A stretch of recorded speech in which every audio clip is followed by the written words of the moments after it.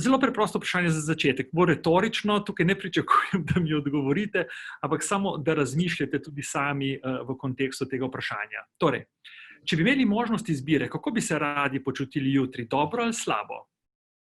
Seveda, večina vas je verjetno v tem trenutku odgovorila, da bi se radi dobro počutili. To je mentalno zdrav človek, seveda bi se rad v prihodnosti dobro počutil. Pa ne bo star 3, 5, 10, 20, 50 let. Če bi šlo za vaše otroke, tisti, ki imate otroke, pa si predstavljate, da imate svoje otroke, kaj bi vi raje za svoje otroke, da se oni jutri boljše počutijo, A, zato ker imajo srečo, B, ker počnejo stvari, zaradi katerih se dobro počutijo, ali C, ker jim vi pomagate, da se dobro počutijo. In seveda večina vas je pomislila po vsej verjetnosti na odgovor B. Torej, če se hoče otrok dobro počutiti, naj počne stvari, zaradi katerih se seveda potem dobro počuti. Zdaj, seveda dobro počutje je posledica. Posledica česa? Na prejšnjem primeru, pri prejšnjem vprašanju smo ugotovili nekega dela v nekih okoliščinah, torej počnemo stvari, zaradi katerih se dobro počutimo. Torej, dobro počutje je vodilo, zavestno vodilo človeka. Če pomislite, zakaj greste jesti. Kaj mislite, zakaj greste jesti? Zdaj, tukaj večina vas, mi je žal, ker nismo v živo, zdaj bi slišal, zato ker smo lačni, bi največkrat slišal, zato ker smo lačni, običajno odgovorili ljudje, in to je napačen odgovor. Ljudje ne gremo jesti, ko so lačni. Veste zakaj? A se vam je že kdaj zgodilo, da niste šli jesti, ko ste bili lačni? In seveda je odgovor ja. Je pa en primer vedno, da greste jesti. In to je takrat, ko se odločite, da bi bili siti. Torej, ko človek načrtuje vedenje, po katerem se bo dobro počutil, upravlja svojo prihodnost. Torej, mi gremo lahko tudi v slabo počutje, mi gremo lahko tudi zavestno v eno polje slabega počutja, če verjamemo, da se bomo na koncu počutili dobro. Tukaj malo se poigravam z razlogi, zakaj grejo ljudje delati, zakaj ustanovijo podjetje, zakaj grejo na trg, zakaj tvegajo. Ja, vedno z enim samim preprostim ciljem, da bi se prej ali slej dobro počutili. Ja, da bi bili siti, odžejani, spočiti, bili v dobrih odnosih, imeli dobro socialno varnost in tako naprej. Torej, človeško vedenje je izbrano z enim samim ciljem. Torej, tudi če gremo na prvi korak v trpljenje, v neugodno počutje, je seveda naša ideja, da bi se na koncu dobro počutili. Torej, ne glede na to, za katero vedenje gre, ali gremo dihati, ali gremo jesti, ali gremo spat, cilj je, da z svojim vedenjem bolj ali manj učinkovito zadovoljimo svoje potrebe. Zdaj sem že odgovoril v bistvu na naslednje vprašanje, čigave. In sem že prej rekel, da zadovoljimo svoje potrebe. Obstaja en trik, obstaja en zelo, zelo pomemben trik in tukaj bom jaz pripeljal argument, zakaj so medosebni odnosi tako presneto pomembni. In sicer, če ste lačni, a lahko je kdo namesto vas, da bi bili bolj siti? Ne more. Če ste žejeni, a lahko kdo pije namesto vas, da bi bili vi bolj odžejeni? Ravno tako ne more. Torej pri počivanju, pitju, prehranjevanju, odvajanju in tako naprej, moramo sami to početi, če se hočemo dobro počutiti. Je pa še cel kup potreb, ker so neizmerno pomembni drugi ljudje. Recimo, a je pomembno, da imate vi sebe radi? In spet odgovor, ja, je pomembno, Aleksander. A imamo kakšno težavo, če nas noben drug nima rad? Pa še kako. To pomeni, če naj bo ta potreba dobro zadovoljena, moramo imeti sebe ravno prav radi, pa še drugi te morajo imeti ravno prav radi. In v naši predstavi je, da ljudje, ki jih imamo mi radi, seveda je super, če nas imajo zelo, zelo, zelo radi. Nekateri si želimo, da nas ljubijo. In kako trpimo, ko nas ne, ali če nas ne. Samozavest je super. Občutek lastne vrednosti je izjemno, izjemno pomemben. Samospoštovanje je grozno pomembno. Ma če nekdo drug, nihče drug ne spoštuje, izjemno trpimo. Torej, v medosebnih odnosih mi zadovoljujemo en kup za nas izjemno pomembnih potreb. Torej, če se strinjate z mano, da v medosebnih odnosih mi učinkovito zadovoljujemo svoje potrebe, je sledeče vprašanje na mestu. V kakšnih odnosih naj bomo zdaj s temi ljudmi? In verjamem seveda, da ste si vsi odgovorili, da je bistveno ali pa pomembno biti z drugimi ljudmi v dobrih odnosih, če želimo z njimi učinkovito zadovoljevati svoje potrebe. Torej, učinkovito upravljanje v medosebnih odnosih, ali kot vodja, ali v strankah. Prej sem se malo vključil pri prejšnji okrogli mizi, mi je bilo zelo zanimivo poslušati izkušnje žensk, deklet v poslovnem okolju, ki je včasih seveda izrazito pristransko, tako kot smo tudi slišali. Me pa izjemno veseli, seveda, da težave, na katere naletijo ženske oziroma dekleta, niso razlog, da bi se kar je nemogoče, sicer, ampak v navednicah želeli odpovedati svoji vlogi, ki jo imajo. Zelo, zelo, zelo lepo. Se vrnem nazaj na medosebne odnose. To pomeni, v medosebnih odnosih mi lahko izbiramo vedenja, torej v teh odnosih, ki nas lahko drugih ljudem približujejo ali nas oddaljujejo. Cinizem, aroganca, ostrina, pretirana nepotrebna odločnost, iskanje napak pri drugih in tako naprej, so vse vedenja, ki so nam seveda dobro poznana in seveda nas oddaljujejo v medosebnih odnosih. Prijaznost, naklonjenost, pozornost so pa seveda po drugi strani vedenja, ki nam omogočajo, da v medosebnih odnosih dobimo od ljudi vse tisto, kar od njih pričakujemo.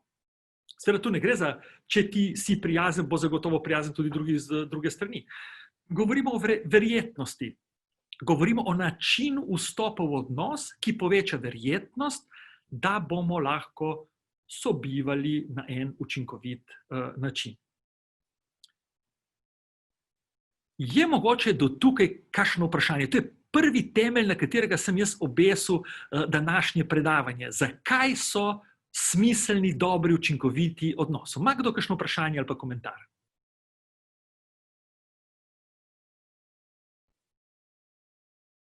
Ok, grem naprej.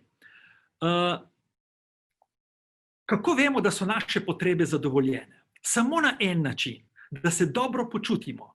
Če naše potrebe niso zadovoljene, se ne počutimo dobro.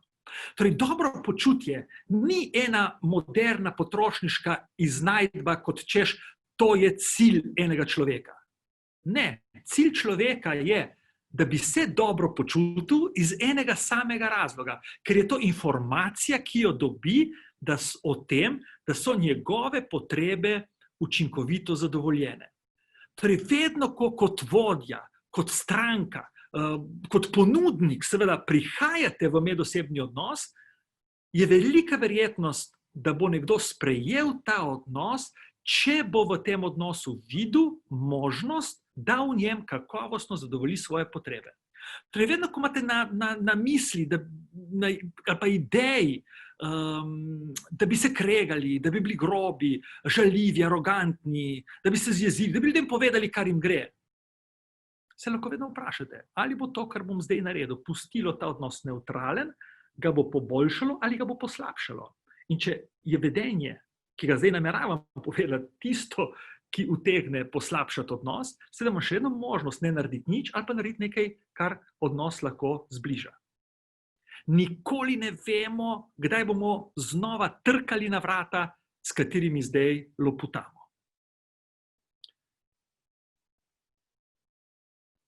Svet tak, kot je, in človek tak, kot je na tem svetu, seveda ne more preživeti sam zase. Nimamo teoretičnih možnosti.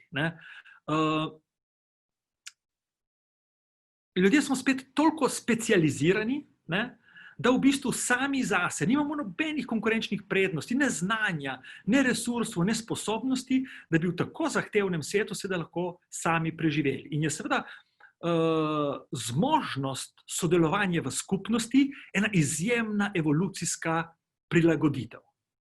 Torej, samo zaupanje, sama pripadnost k drugim ljudem niso nekaj samoumevnega, kar je položeno človeku v zibko. Je pa to seveda izjemno pomembna evolucijska prilagoditev, ki je nagradila tiste gene, ki so imeli večjo potrebo, da živijo v skupnosti. Torej, ljudje, ki so imeli večjo potrebo v skupnosti, so seveda lažje imeli potomce, lažje z njimi preživeli, lažje zagotavljali resurse za preživetje. In je seveda ta gen, v kateri je potreba po medsebojnem sodelovanju, danes izjemno prisoten. Se pa bije z moderno potrošniško logiko. V modernem potrošništvu je kaj pomembno? Bodi to, kar si, misli nase, realiziraj sebe, uresniči svoje potenciale. Nič ni narobe s temi stavki samimi po sebi. Narobe je to, da ne slišimo tudi tega, kako pomembna je skupnost, kako je za moje blagostanje nujno oziroma pomembno blagostanje drugih ljudi. Če ne bom nekoliko aktualen, izzivi z nošenjem maske v teh časih koronavirusa in te bitke proti temu, oziroma za to, res bolj kot proti čemu, zakaj se borimo, da bi ostali zdravi, da bi družba funkcionirala naprej. In seveda se pojavi strokovno mnenje, da je za preprečevanje prenosa virusne okužbe smiselno in potrebno nositi maske. In seveda zvemo eno zelo, zelo zanimivo stvar, da ko nosimo masko, ne ščitimo toliko sebe pred virusi, ki so v zraku, ker tisti, ki lebdijo v zraku, so tako majhni, da grejo preprosto skozi tisto membrano, ki jo pomeni maska, da pa seveda tisti, ki pa pridejo iz naših ust, ki so kapljični, pa ne grejo skozi kapljico. To pomeni, jaz, če nosim masko, zgolj posredno pomagam sebi, neposredno pa vam. To je ena najlepših stvari v povezavi in zvezi z masko. To pomeni, ljudje, ki nosijo masko, dobesedno kažejo, kako pomembno jim je zdravje drugih ljudi. Seveda pa posredno na ta način ustavljamo virus in posredno seveda je manjša verjetnost, da se en drug dan, ob eni drugi priliki okužimo tudi sami. Vedno preigravamo pomen sebe in pomen skupnosti. In zavedanje, da sem jaz sam sebi pomemben, ampak da v skupnosti lahko zadovoljujem učinkovito svoje potrebe, je seveda tista ugotovitev, ki nam da tisti notranji mir, ki lahko generira vedenja, ki spodbujajo seveda učinkovito delovanje skupnosti. Tudi podjetje je skupnost ljudi. Zakaj imate zaposlene ljudi v vaših podjetjih? Zaradi enega preprostega razloga, ker sami vsega dela ne morete narediti, ali pa se vam ga ne da. Torej, vodenje je doseganje ciljev s pomočjo drugih ljudi. Mislim, da ta slajd ima malo kasneje, pa sem ga zdaj povedal, ker mi smiselno stoji v tem kontekstu. Torej, če je smiselno, seveda potrebno sodelovati, vidimo tako koristi zase, kot koristi za druge ljudi. Zdaj, seveda, kako se razvije eno tako zaupanje v življenju? Kako pride do tega, da si mi zaupamo, da si verjamemo, da sodelujemo in tako naprej. En del, o čemer sem govoril zdaj, je tisto bazično zaupanje. Seveda, kot pri vsaki človeški lastnosti, velja seveda tudi pri tej, da se, bom rekel, lastnosti razporedijo v skladu z Gaussovo krivuljo, da v ekstremih zelo malo zelo zaupljivih ljudi, pa zelo malo izjemno nezaupljivih ljudi. Večina ljudi je kar zaupljivih. Tudi tisti, ki danes pravite, da ste manj zaupljivi, ko greste na cesto, seveda zaupate, da bodo drugi ljudje vozili po svoji strani ceste. Pridete v gostilno, naročite hrano in zaupate seveda, da natakar recimo ali pa kuhar ni pljunil med tem, ker je bil neki jezen v župo, ki ste jo naročili ali pa mineštro. Torej, zaupanje je veliko več ljudi, kot si mislimo. Vi mogoče ne zaupate naročniku, da bo do roka dostavil eno naročilo in boste skeptični in preverjate in tako naprej. Ampak zavedanje, da to zaupanje, splošno zaupanje je v vas, je izjemno pomembno zato, da lahko v odnosu pokažemo ali pa spregovorimo o tistem zaupanju, ki je ključno za to, da medosebni odnosi delujejo oziroma da se ljudje zbližamo. Drugo blazno pomembno področje oblikovanja zaupanja so seveda naše izkušnje. Veliko lažje zaupamo ljudem, situacijam, s katerimi imamo dobre izkušnje. tukaj bi rad opozoril na eno doslednost ali pa dolgoročnost v času. Ne? Torej, ko mi vstopamo v medosebne odnose, ali tisti, ki ste vodje, ko vodite ljudi, ne gre za to, da ste vi prijazni takrat, ko jih rabite. Gre za to, da ste prijazni ves čas, da takrat, ko jih rabite, se bo ljudem zdelo samoumevno, da vam pomagajo ali pa priskočijo na pomoč. Zopet, če smo grobi, arogantni, cinični, ne? In ko rabimo ljudi, pridemo vsi nasmejani, vsi dobre volje, z idejo, kako bo zdaj super, če bomo sodelovali. Ne? In seveda, ker ljudje nimajo splošne, dobre izkušnje z nami, so lahko skeptični in seveda so naši poskusi, da bi ljudi seveda pripravili do tega, da bi v kriznih, zahtevnih situacijah delali veliko in dobro, lahko zelo, zelo neuspešni. No in tretja stvar, tretje področje zaupanja, ki je izjemno pomembno, to je pa zaupanje institucijam. Pri zaupanju institucijam se zgodi kaj? Vi nikoli še niste imeli morda izkušnje z enim zdravnikom, ko vstopite v klinični center, ampak verjamete, da je, bom rekel, kadrovska služba in druge službe kliničnega centra opravlja svoje dolžnost. Torej, ko pride človek skozi vrata, kle v eni ohali, beli, kle mu piše doktor Zvir, vi ne rečete, če pokaže osebno izkaznico, da vem, če si ti res doktor Zvir. Vsak si lahko da to značko na prsi. Ok, je doktor Zvir, evo, jaz sem doktor Zvir. Čakaj, pa pokaži mi zdaj diplomo. Mislim, ti si zdaj doktor Zvir, lahko, ok, imaš to značko gor, meni tudi na napotnicah piše doktor Zvir. Sem jaz rad preveril, a imaš diplomo, da imaš specialistični izpit. Pri komu si delal specialistični izpit? Na kateri fakulteti? Pečat je pravi ali ni pravi? Tega ne počnemo. Zakaj? Zaradi tega, ker zaupamo nekomu, ki mu tudi nekdo drug zaupa. Ravno tu bi se rad ustavil z vidika podjetništva. Mi znamo reči, najboljše priporočilo je strani zadovoljne stranke. Najboljši, ne vem, ko bi rekel, ambasador kulture našega podjetja so naši zaposleni. Na kakšen način? Da govorijo ljudem, ki niso nikoli bili še v vašem podjetju, zgodbe povezane z vašim podjetjem. V zgodbah so čustva. Sem zadovoljen, ker tam delam. Jih ne zanima načeloma na prvo žogo, od kdaj do kdaj je urnik, kako poročate, kako pišete, bom rekel, poročila, ali projekte vodite skozi Wrike ali skozi Excelovo tabelo in tako naprej. Ne, kako je tam? Zanimajo jih čustva. Zakaj? Ker če imate vi prijetna čustva v povezavi s tem podjetjem, pomeni, da tam učinkovito zadovoljujete svoje potrebe. In ker en kup potreb zadovoljujemo v medosebnih odnosih, pomeni, da so tudi odnosi dobri. Ljudje to intuitivno razumejo. Jaz sem zdaj pač razložil, kako to poteka, če razloži psiholog. Ljudje to čutijo. Zaupanje je ključno, oziroma se vzpostavi s tem ključnim pogojem.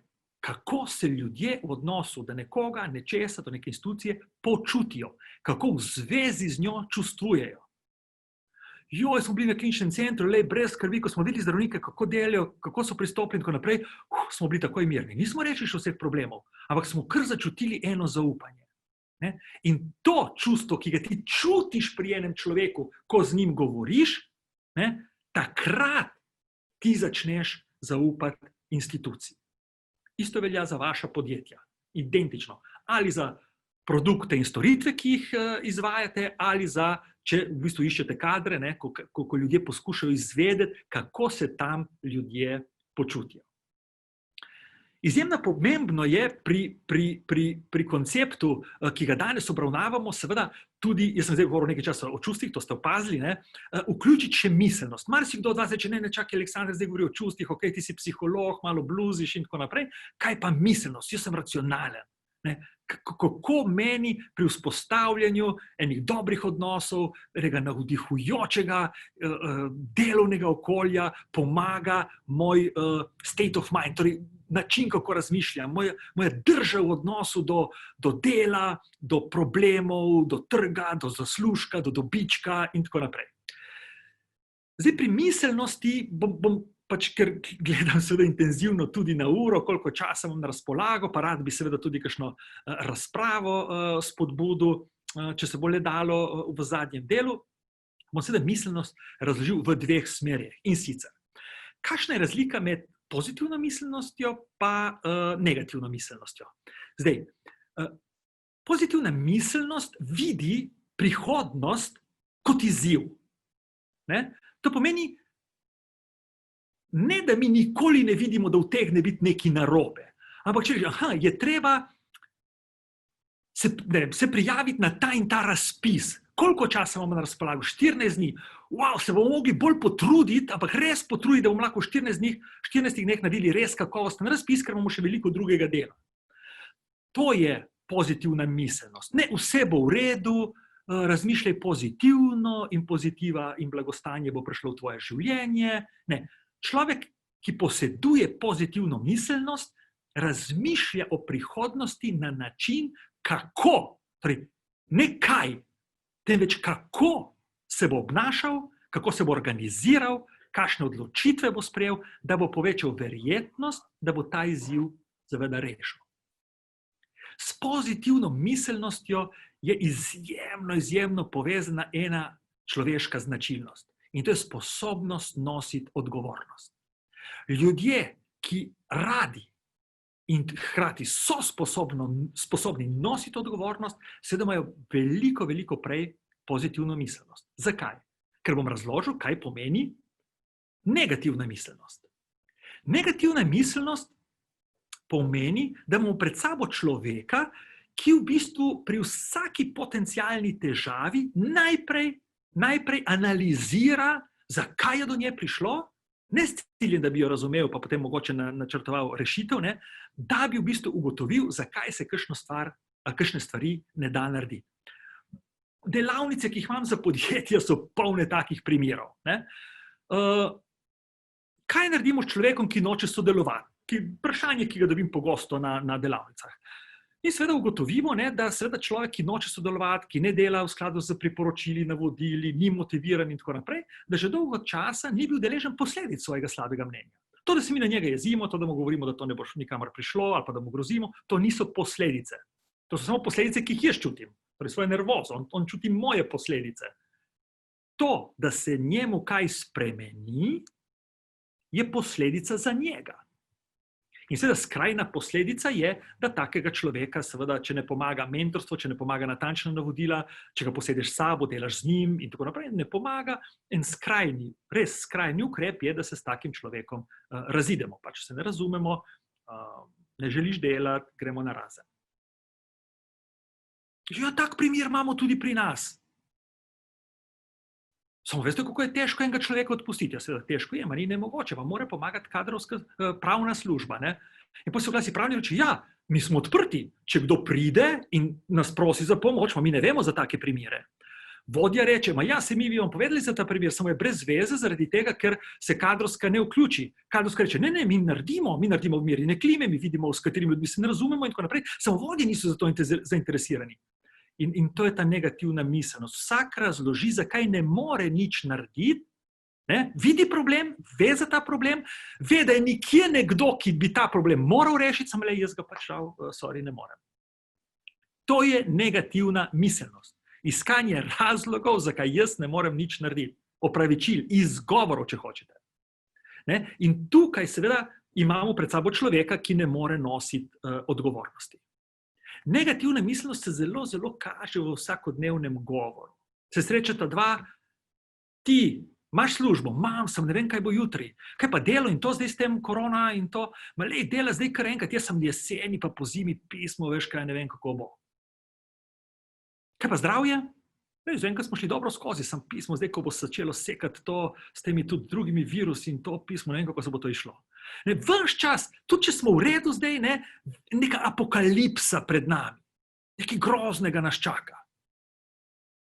To je značilnost negativne miselnosti. Zdaj, seveda, negativna miselnost je vedno spet, smo rekli, ena posledica. Vse je nekaj ima svoj izvor in se potem nekaj zgodi. Zdaj, kako v bistvu pri upravljanju svoje miselnosti pomemben zorni kot, na katerega gledamo na stvari. Zdaj, na tej sliki, seveda, če vas vprašam, za koga vladajo zdaj stresne, izredne razmere, Verjetno spet bi vas velika večina rekla, da seveda za gazelco. Ne? Gazelca je v hudih škripcih. Če pogledamo seveda iz drugega zornega kota to sliko, recimo, če bi se obrnili za 90 stopinj, ta slika, ki je bila posneta, mislim, da iz enih 200 metrov z tem super zoomom, super teleobjektivom, nam govori, da v perspektivi ta gazela je več kot 25-30 metrov oddaljena od levinje. Kar po pravilih, če je gazela zdrava, če je levinja zdrava, je popolnoma dovolj časa, da gazela levinji uteče. In ta gazela po vsej verjetnosti čez minuto, levinja nikdar ne teče dlje kot pri polni hitrosti, kot kakšno minuto, kvečemo še manj, se bo mirno pasla in samo pogledovala, kje so levi in tako naprej. Medtem ko levinja seveda je lačna. Že 4 dni njeno krdelo ni ulovilo omembe vredne hrane. Mladiči so oddaljeni v leglo, tam, kjer je leglo, kjer je kdaj gnezdo ali pa brlog od levinje, se mu približujejo hijene. Če levinja ne uplenijo kakšnega resnega plena v kratkem, seveda jim trda prede in jih savana, če se pohecam, reciklira, mimo grede. Torej, kdaj so izredne razmere ali pa za koga so izredne razmere, ni vedno ali pa ni odvisno zgolj od objektivnih okoliščin, ampak od načina, kako mi objektivne okoliščine interpretiramo. In ena resnejših težav pri interpretaciji objektivnih okoliščin je ta, da jih običajno, kar je seveda tudi zelo razumljivo, interpretiramo z vidika lastnih izkušenj. Zato otrokom ni nič narobe, se ne zdi, da bi se igrali in brcali žogo na prometni cesti, ker nimajo nobene slabe izkušnje še s tem. Starše seveda pa groza in strah. Torej, kombinacija izkušenj, ki so nujne za to, da ne gremo v brezglava tveganja in tako naprej, so lahko v nekih novih razmerah, spremenjenih okoliščinah, lahko tudi zelo, zelo veliko breme. Torej, kombinacija kreativnosti, mladosti, neugnanosti, pozitivne mišljenosti, popolnoma drugih zornih kotov na običajno življenje, je ključna pri učinkovitosti podjetij, kjer že imate noter ljudi, če ste lastniki podjetij in tako naprej, ste že marsikaj dali skozi, imate izkušnje, ste hkrati tudi cepljeni, če zopet uporabim eno tako besedo, ki je se ušesa hitro nabrusijo v teh časih. Torej ste cepljeni tudi z neprijetnimi izkušnjami in pogosto ali pa včasih, saj ni važno, odvisno kakšni ste, koliko radi tvegate in tako naprej, se seveda v vaše odločitve vpletejo tudi izkušnje, ki nimajo v teh situacijah morda kakšne večje teže.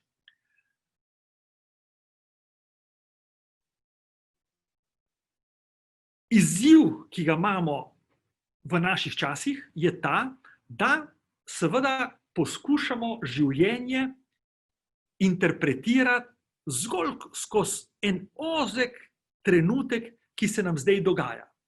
In seveda ga primerjamo z vsemi ostalimi izkušnjami, z idejo, kako bi bilo naprej in z vsem, kar je bilo nazaj. In seveda v potrošniški družbi, ki je zlorabila vse tisto, kar sem jaz povedal v prvi tretjini današnjega, dokler sem začel govoriti o zaupanju, sem govoril o dobrem počutju in sem razložil izjemen pomen dobrega počutja na vedenje ljudi. Hkrati bi pa zdaj rad, ker se počasi bližam zaključku, poudaril, kako je zlorabljen dober občutek. Torej, v potrošniški družbi velja, da moraš biti srečen, kult je sreča. Končni cilj ene evolucije, enega podjetja, ene družine, enega posameznika je, da si na koncu srečen in bolj si ves čas srečen. Sreča je totalno nefunkcionalno čustvo. Super je, ko pride za trenutek in bolj je prav, da čim prej izgine. Imam službo, super. Kako bomo delali, kdaj moram priti v službo, kaj so moje obveznosti, dokdaj moram končati delo? Me razumete? Sreča, imam partnerja, kam greva ven, kaj se bova pogovarjala? Imamo otroke, super, kako bo odrastel, kako bomo poskrbeli za njegovo prihodnost? Me razumete? Torej, če bi bili ves čas sreči, imamo otroke, imamo službo, kaj bi mi počeli? Kateri izziv bi rešili? Kam bi prišli v svojem življenju? Nikamor. Torej, življenje je en tak tobogan, kot ga vidimo tukaj zadaj. Moramo zdaj zaključiti. Nekdo je odpadel, se opravičujem. Torej, ta tobogan, gor in dol, neprijetne občutki nam zgolj kažejo, da nekaj ni v redu, da se nečesa treba lotiti.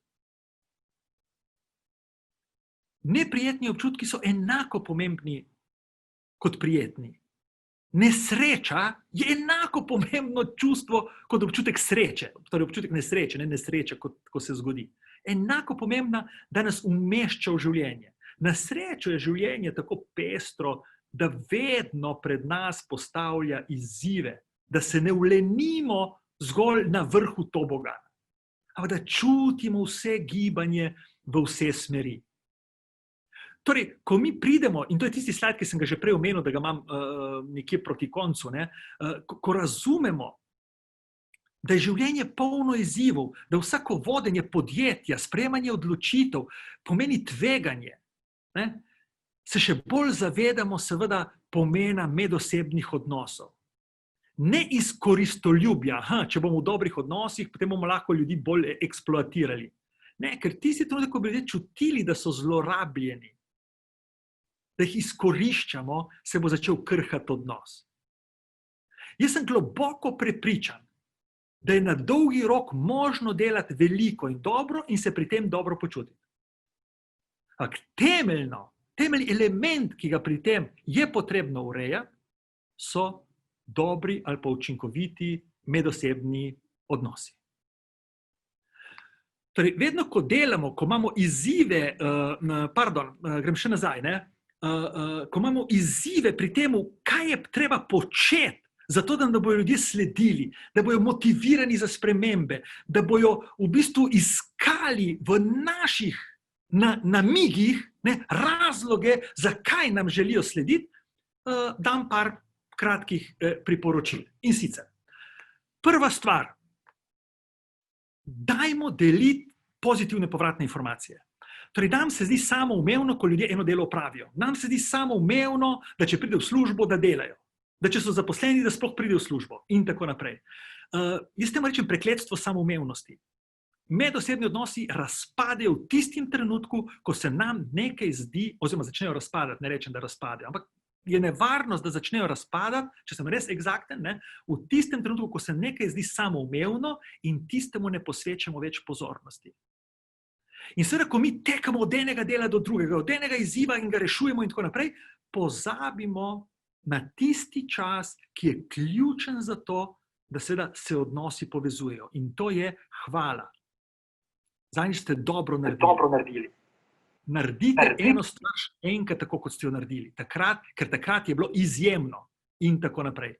Torej, ne pozabi, če posebej v kriznih zahtevnih časih, da je pozitivne povratne informacije ključno deliti redno in pogosto. Dovolite ljudem, da se odločajo, da sprejemajo vse tiste odločitve, ki jih ni treba sprejemati vam. Mesto nadzora v naših možganih je tako pomemben del, ki vpliva na toliko enih hormonov, ki spodbujajo človeka na eni strani dosežkom, hkrati pa mu nudijo sploh dostop, biokemični dostop do ugodja. Torej, tisti trenutek, ne glede na odločitev, ki jo človek sprejme, okrepi njegov lokus kontrole, mesto nadzora. Že to, ko se vi odločite samostojno, brez cenzure, kdaj greste lahko na kavo, na sprehod in tako naprej, po podjetju in tako naprej, krepi vaše mesto nadzora. Torej, vodje, ki imajo občutek, da se morajo sami vse odločiti, da je treba vse njih vprašati, vzpostavljajo pogoje, v katerih se njihovi ljudje ne bodo dobro počutili. Če malo res preskočim in sam zaključek povem, razvijajo možgane ljudi, ki so se nesposobni veseliti. Ker nimajo, bom rekel, pogojev, da bi lahko seveda njihove žleze znotraj izločene seveda razvile tiste, procesirale tiste držljaje, tiste potem tudi hormone, ki bi omogočili, da se v svoji koži, v tem podjetju, v teh odnosih lahko res dobro počutiš. Evo, in čist pri koncu koncept odgovornosti. Vse, kar naredimo, vse, kar izberemo, vse, kar naredimo ali pa tudi ne naredimo, se prej ali slej nekoga dotaknejo. Bolj odločno ali pa manj odločno. In odgovornost pomeni samo eno stvar. Sposobnost spremembe svojega vedenja. Zgolj opravičilo ni dovolj. Opravičilo pomeni, da ste vljudni. Torej, pri napaki, jaz se strinjam, ja, super je, če se opravičimo. Oprosti, ker sem te udaril, ker sem te ruknil, ker sem zamudil in tako naprej. Samo zgolj opravičilo in ponovna zamuda naslednjič, ne, pomeni, da smo vljudni, skrajno malomarni in neodgovorni. Torej, vedno, ko razmišljamo o sebi kot o odgovornem vodju, odgovornem lastniku, odgovornem sodelavcu, razmišljamo o človeku, ki se je sposoben stalno prilagajati. To ne pomeni, da med tem prilagajanjem pozabimo sebe, na svoje potrebe. Ampak da jih damo, umestimo v kontekst ekipe, s katero delamo, tima, v katerem delujemo in ves čas preigravamo, koliko je ena stvar dobra za mene in hkrati za vas. In ti si trenutek, ko si ti osvojiš to logiko, ugotoviš, da ko si ti prijazen, imaš ti največ od tega. Ko ti pomagaš, imaš največ od tega. Seveda na zunaj, ko jaz nekomu pomagam, jaz vrečki iz trgovine, ima pač on vrečki iz trgovine doma. Na zunaj je videti to fantastično. On jih ima doma, ne jaz. Ampak občutek, ki ga imam, ko nekomu pomagam s svojimi močmi, s svojimi kompetencami, s svojimi sposobnosti, je tukaj seveda nenadkriljiv. Cilj vzpostavljanja navdihujočih timov, navdihujočih odnosov, ni to, da bi se vsi dobro počutili in da bi jaz sam v sebi ostal prazen. Cilj je, da sem povezan s sabo, najprej s sabo, to je ključno, da se sam pri sebi dobro počutim in šele na ta način se lahko dobro povezujem in seveda čutim vso radost, ki mi jo omogoči povezovanje z drugimi ljudmi. Evola, to je moj nagovor o odnosih, ki navdihujejo. Upam, da je kaj odzvenelo, še bolj upam, da je kaj ostalo in sem zdaj na razpolago, zadnjih 5 minut, lahko tudi kakšno minuto, ne vem, kako imate tukaj z točnim sledenjem urniku, na razpolago za vprašanje ali pa komentarje, lepo prosim. Ali z roko spodaj raise hand, ali se kar vključite, ali pa napišete v chat. Evo, vključim zdaj chat. Hvala za to predstavitev, ker izvolite, vabim vse k vprašanjem, komentarjem. Mogoče bi jaz, če lahko, torej, kako v bistvu, kakšna je bila najboljša tehnika nekako, da se pač te cilji nekako poravnajo, oziroma da se vse aktivnosti nekako usmerijo proti istemu cilju, no, celotnega tima. Kakšen trik bi bil, oziroma kakšen pristop bi bil najboljši? Mislim, ni trika, ne, ni trika. Natančno ciljno vodenje, torej v življenju sta pomembni dve vprašanji. Dve vprašanji in bi lahko implikacijo dobili tudi z tega, kar sem danes razložil. Ne. Če vse, kar v življenju počnemo, zadovoljanje svojih potreb, ne, zelo lahko pridemo do prvega ključnega vprašanja v življenju. Kaj so tvoji cilji?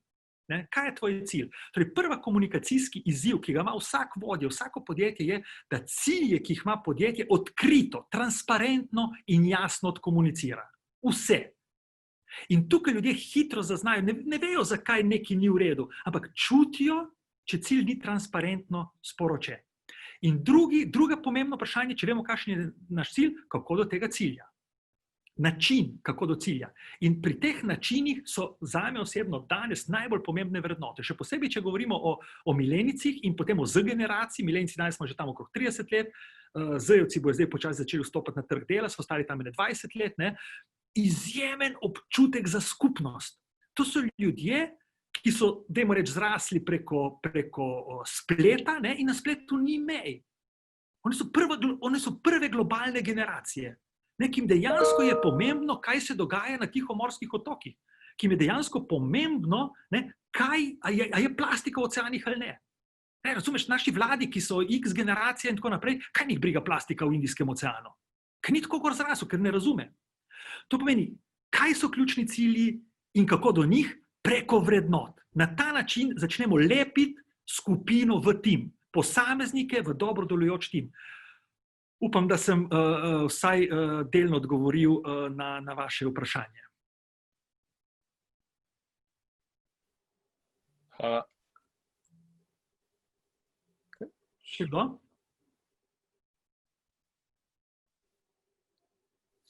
Moje vprašanje pa je v bistvu v smeri, da vse, kar ste razlagali, temelji na nekem pozitivnem odnosu do sebe, do sodelavcev, ki je tak, morda se na trenutke temelji, sliši, da se meni, da je tako zelo idealistično, no? V tem smislu, da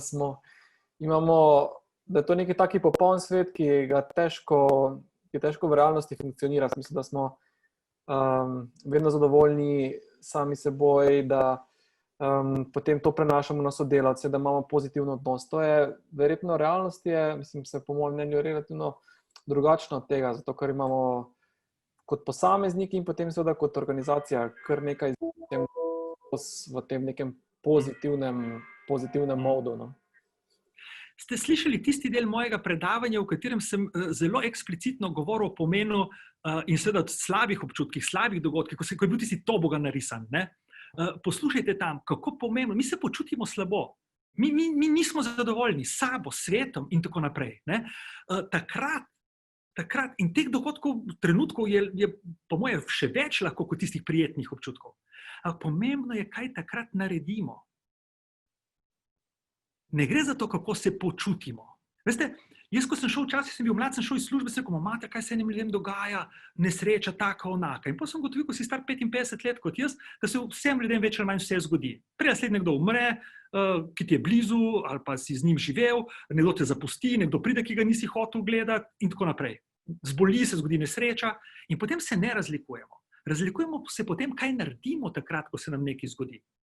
Torej, hvala za to vprašanje, ampak ne, moje priporočilo ni v tem, bodite ves čas srečni ali pa ultimativni cilj je sreča. To sem zanikal. Poglejte si tam 400, ne vem, kjer minuto tega posnetka. Ne? Bistvo je, kaj takrat naredimo. Ali takrat ogrozimo odnos, svojo jezo, nestrinjanjem, aroganco, ne?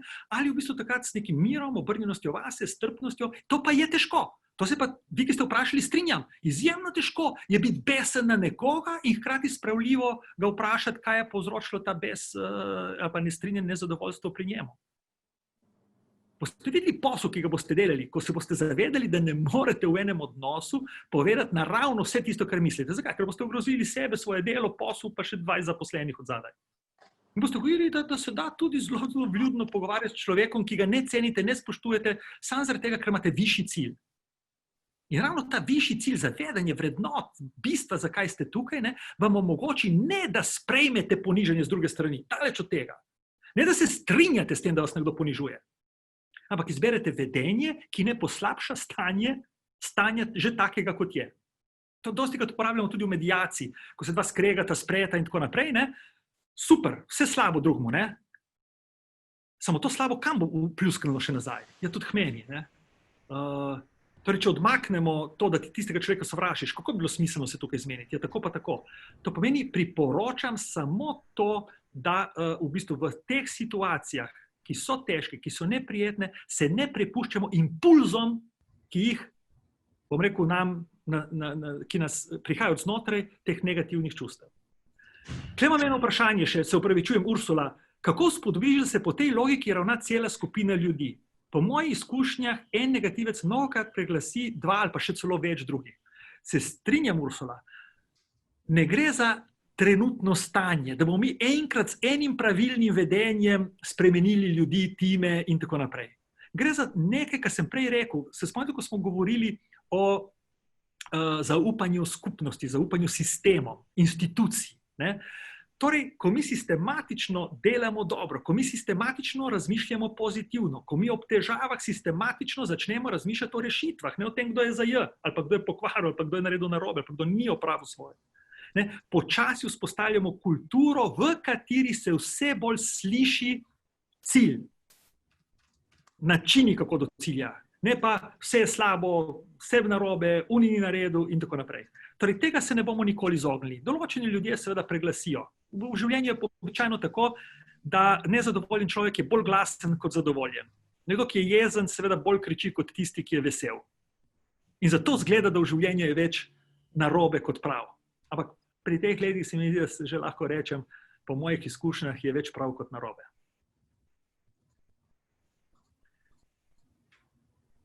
Kako se s človekom, ki nam gre na živce, pogovarjati prijazno in ne na način, da se vidi, da klinimo prijaznost? Tehnika. Mislim, mi tudi lahko rečemo, oprosti, jaz sem vljuden, ker je to moja drža. Ob živce me spravlja tvoje zamujanje, neoddano poročilo, nekakovostno sprejeto poročilo. Jaz ne pravim, da boste mevže, vi ste lahko odločni, vse, kar počnem, ne kvari odnosa. Ne? Torej, jaz sem prijazen, ma sem odločen. Jaz ne kvantam, jaz pričakujem, da naslednjič, ko se zmenimo, da je poročilo na 10 straneh, v Excelovih tabelah, v tekstu in tako naprej, narejeno do četrtka, do te in te ure, ga seveda želim sprejeti. Jaz sem vljuden. Jaz nisem rekel, kreten, nisi naredil ali pa si neodgovoren, ne narediš. Me razumete? Jaz pokažem svoje čustva, ma ne delam škode za svojim vedenjem. Dobro, hvala lepa. Jaz še eno vprašanje. Hitro, mislim, da smo že preko časa. Kako pa s tistim, jaz imam izkušnje, da večkrat dejansko dosežejo svoje cilje, ki jih želijo tisti, ki so nesramni, ki so ravno, bom rekel, kontra temu, kar vi govorite, in to iz naslova, to se tudi meni zgodilo, so rekli, Simon, se ti boš razumel, ti si vredi, ampak se moram ga znebiti, pa so mu vse ustregli, jaz sem pa zgubil posel zaradi tega, ne? Zato, ker je on bil tečen, ker je bil nesramen, ker je bil stalno in potem je on dobil posel, jaz ga pa nisem dobil, zato, ker pač sem bil jaz tisti good guy, ker bom vse razumel. Hvala za to vprašanje. Jaz govorim o vrednotah, govorim o tem, kdaj se tudi vi dobro počutite pri poslu, ko ga dobite. Jaz razumem, da obstajajo za to mojo filozofijo lačna usta, položnice in računi, ki jih je potrebno plačati. Če bi imel več časa, bi odgovoril tudi z vidika tega, kako danes jaz razumem te mlade generacije, Z-jevce pa tele Y-ovce, milenice, o katerih sem prej govoril. Gre za to, da se svet spreminja. Gre za to, da je življenjski prostor arogantnih, globih ljudi vse manjši. Zakaj? Ker jih te nove generacije ne tolerirajo. Ob tej permisivni vzgoji so zrasli gor zelo občutljivi ljudje. In vi danes veste, seveda do marca, pustimo zdaj, kaj se dogaja od marca naprej, do marca ti enega dobrega informatika, dobrega tržnika in tako si zelo težko dubu. In seveda si pričakoval, da ti, ki prihajajo na trg, boš njih vzel. In ti seveda iščejo podjetja, iščejo poslovne priložnosti, iščejo stike, v katerih seveda so taki odnosi, kot so jih navajeni od majhnega. Brez grobosti, brez arogance in tako naprej. In ta svet neminovno prihaja. To je ena stvar. Druga stvar pa je, ali se vi, ko greste v sebe, počutite dobro, če dobite posel na grob, aroganten in žaljiv način. To je temeljno vprašanje, ki si jo mora vsak človek vzpostaviti. Ne zato, ker Aleksandr pravi to in ono. Jaz vas ne učim, kaj vi delate. Nisem prerok, nisem guru, nisem ne vem, župnik, da vam tukaj govorim, kaj vi počnete. Jaz razlagam psihologijo. Razlagam, kaj pomeni pozitivna miselnost, negativna miselnost. Razlagam, kaj pomenijo dobri odnosi, kakšne so večinoma posledice dobrih odnosov in tako naprej. Veste, če pride en grobjan in vas hoče na gobec, zbežte. Nima treba, veš kaj, dejva se mi dva zmeniti. Tlej, sem bil na tečaju od Aleksandra o nenasilni komunikaciji, ti bom jaz zdaj razložil, boste ulovili take okrog ušes, da bežte. No, ne morem drugega reči. Ampak, ko niste v taki situaciji, imate možnost biti prijazni in se pogovarjati, pač lahko morda izberete kaj od tega nabora, o čemer smo se pogovarjali danes. Imamo še kakih 5 minut, zato bi še kar pozval za kako zanimivo vprašanje. Martin? Ja, je pa res, da pač, ko si podjetnik, ne, je res se počutiš, kot na tistem vlakcu smrti. Ne. En dan si misliš, super, to obogateli bomo, vse bo v redu, naslednji dan odličem, propadli bomo, malo v zapor, ne vem kaj, se levo, desno. Res je divje, no, skratka, pač, ampak ja, nekaj je tudi to, kaj sem, ti da, ta adrenalin, tudi nekaj, te malo zadane, no. Pa kljub samo, no, predvsem je pa to, se mi zdi, je važno, da nekako na dolgi rok veš, kaj delaš in zakaj delaš. Ne, tako, kot je rekel Simon, pač sej, na kratek rok en bo že dobil posel, zato ker je bolj tečen, ne. Ampak na dolgi rok pa mislim, da tudi s to nekom s pravim pristopom se več doseže. Ne? Se strinjam. Hvala tudi za komentar. Mi je pomembno slišati tudi koncept vašega komentarja, kako slišite kakšne stvari in tako naprej. Ursula je dala še eno zanimivo iztočnico, ne? Tema za kdaj drugič, strah pred neuspehom. Zelo, zelo pomembno čustvo v podjetništvu in podjetniških vodah. Danes je že Mark Pleško govoril o strahu, ne? Ampak strah je tudi verjetno koncept nekega stanja, ki pa je vprašanje, ki je samo stanje, ne? Da dejanja pa verjetno so tista, ki ta strah spremenijo v neko akcijo, ali pa, mislim, da akcija pa lahko takšna ali drugačna, ne? Če prav razumem. Vidite, čustva imajo vedno neko funkcijo. Strah je čustvo, ki govori o tem, da se bojimo, da naše potrebe ne bojo zdaj ali v prihodnosti kakovostno zadovoljene. Ne? Zdaj, če je ta strah nekaj, ko nam ena stvar grozi, sta dva evolucijska odgovora, ne? To sta boj ali beg. Ne? Če se vedno mi je v šali to, kar sem prej rekel, ne? Če vas kdo prije prepričevati bolj na kurjem, pač pa bežite. Ne? V podjetništvu seveda je strah čustvo, ki nam omogoča, ne onemogoča, omogoča seveda videti svoje meje. Raziskovati, do kje se počutimo varne. Ne? In se mi zdi zelo dobro, da v bistvu tega čustva ne zanikamo, ampak da v bistvu poskušamo zvedeti, odkot prihaja, kaj spodbuja moj strah. Jaz poznam ljudi, ki se grejo tako, bom rekel, razumno tvegane posle, ampak je vrh čas strah predvsem zato, a bo imeli 15. za splačati plače. Ne? In je to glavni kriterij tega, a bojo šli bolj ali manj tvegan posel. Ne? Upajo si, prepričani so vase in tako naprej, ampak jim visi to. Imate podjetnike, če ne bomo imeli za plače, bomo dali 10 ljudi, proč nas ne briga in tako naprej. Ne? Mene zanima izdelek, mene zanima produkt, ki ga mi delamo, jaz bom vse naredil za to, da do tja pridemo. In je njegov edini strah, da ta produkt ne bo dovolj dober. Torej, strahovi imajo različne, bom rekel, zrasejo na različnih poljih in jih gnojijo in zalivajo različne okoliščine. Ne? Zvedeti, kaj je tvoj glavni strah, je mogoče seveda način, da se na nek način bolje spoznamo in seveda delamo na tistih iztočnicah, ki so ključne seveda za naš strah. Odlično, hvala. Z veseljem. Še morda kakšno vprašanje? Ursula, Uroš. Jaz bi imel eno. Podaj, izvoli. Ja, lep pozdrav, Aleksander. Hotel sem samo to povedati, mogoče bi eno pikico nadgradil, saj glede na lastne izkušnje. Zdi se mi, da mora biti tisti lider, ne, kar dober psiholog, ne, ko skupaj sestavlja tim in vsako leto prihajajo v rasti novi prišleki, ki so že zoblikovane osebnosti, en kup ljudi pride s frustracijami, en kup ljudi pride z visokim egom, ne, in seveda pride do kleša vrednot in tako naprej, da je pravzaprav ključna lastnost tega liderja, da pridiga vizijo, ne. In v tej viziji mora nastati tudi ogromno konfliktov, ne, in tudi te situacije, da nimate za plače, ne, ali pa nimaš za plačo in takrat se vidi, kdo je iz kakšnega testa, ne, in kako znajo, rekel, v bitkah ti ljudje skupaj držati, ne.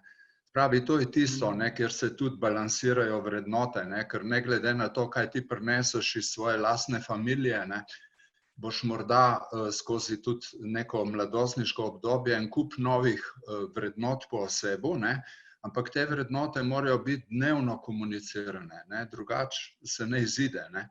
In zato bi rekel to medsebojno zaupanje, da se držiš za roke en drugega, ne, pa da greš v bitke in da tudi slaviš potem uspehe, ne, pride čisto drugače in to je tista prava zgodba o uspehu, ne. Toliko. Super, vrhunsko. Edino, samo malo si dovolim dopolniti, ste rekel, komuniciraš vrednote, živiš vrednote. Samo to bi rekel, ne. Bolj, kot da jih komuniciramo, seveda je pomembno za ljudi, da vidijo, da jih vsi skupaj živimo. Samo to, drugače se pa zelo strinjam z povedanjem. Hvala lepa za to dopolnitev. Hvala, Jordan. Še morda kakšen komentar? Ne? Okay, če ni več komentarja, vprašanja, bi se Aleksandru lepo zahvalil za te misli,